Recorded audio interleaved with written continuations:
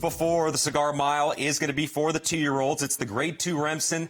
9 furlongs is the distance on the main track. And these horses haven't technically turned 3 just yet, but we are on our Spendthrift Road to the Kentucky Derby here.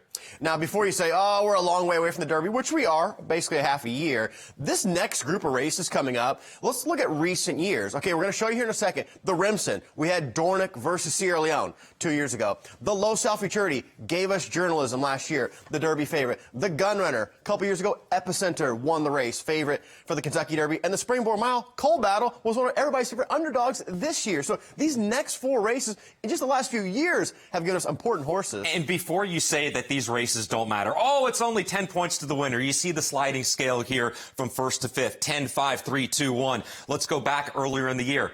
Remember Render Judgment? He was number 20 on the list. Baeza was on the outside looking in. How about there were 4 points that Render Judgment collected between the Gunrunner Stakes and the Kentucky Jockey Club Stakes as a 2-year-old. That was the difference, at least at the time. I know it didn't matter, but at the time, it was highly stressful for the Baeza camp of being in the field and not being in the field. Every single point matters in these qualifying races. No, that's amazing. And famously, Rich Strike got in by, I believe, a single point. But look, this, even though, Joaquin, they haven't had the direct Remsen to Kentucky Derby success, they've had a lot of other success here with Dorna getting the Belmont, getting the Haskell, Mo Donegal easily winning the Belmont for Mike Rapoli. And let's go back to this waylay from 2 falls ago. 2023, what a stretch battle it was. Let's hear it down the lane in the 2023 Remsen. Bounding strides of Sierra Leone. Sierra Leone from last to first. This is a big effort. Battling on is DORNOCH, who's back to second. Sierra Leone is plugging in. DORNOCH is coming back. DORNOCH not done. It's going to be a photo. And look, for these 2-year-olds at the time, to come back in 2024, one wins a Belmont Stakes and another wins the Breeders' Cup Classic.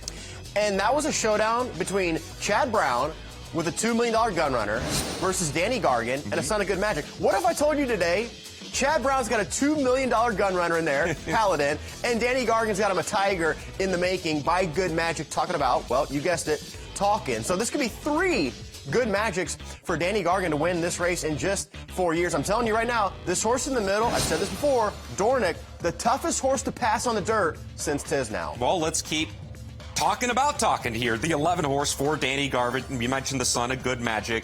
2 lifetime runs, broke his maiden in the debut. What do you take away from the Champagne where he was second but soundly defeated? Horse had an awful setup in the Champagne. Widest post, I know they're going fast, but widest post with a lone leader that won the race, Napoleon Solo, that is not a good setup at all. And who did Talkin win on debut against? Further Ado. I know that race was shorter than he wants to go. Meanwhile, Paladin, much similar to, of course, Sierra Leone, got a lot of buzz, got a big price tag. I know that this horse was second across the wire versus Renegade, the top puncher horses in this race. Now, comparing him to Sierra Leone, you might say, yeah, Sierra Leone, I think, looked better when he won at Aqueduct about the same distance. But this buyer of 87 was actually much higher than Sierra Leone's low 70 buyer at Aqueduct when he won on debut. Okay, so if we're looking at these 2 horses, aren't they essentially the same horse? Paladin, start number 1 in this backtrack. Renegade, start number 2. If we're looking at them for the Remsen later on this afternoon, if you like one, do you necessarily have to like the other? It does seem like that. There's only a nose between them. You could argue that Paladin gave up more ground, and you could argue that, of course, you know, we saw a bit of a more competitive Renegade to put the nose in front and forge forward. There was a disqualification in the race. I mean, you got to examine it again. It didn't look like a lot there from the pan shot. These look like potentially the 2 best horses with the best 2 riders. But Joaquin, we also have the sales topper Keeneland courting in here for a nice 5 million bones. And why was he $5 million? Because he's by one of the best stallions in the world in Curlin, out of the multiple graded stakes winner in Cavorting, who produced a multiple grade 1 winner in Clairiere. It is an outstanding edition of the Remsen Stakes coming up later on this afternoon. It is one of 4 graded stakes races on the card, and first post is coming up just around the corner.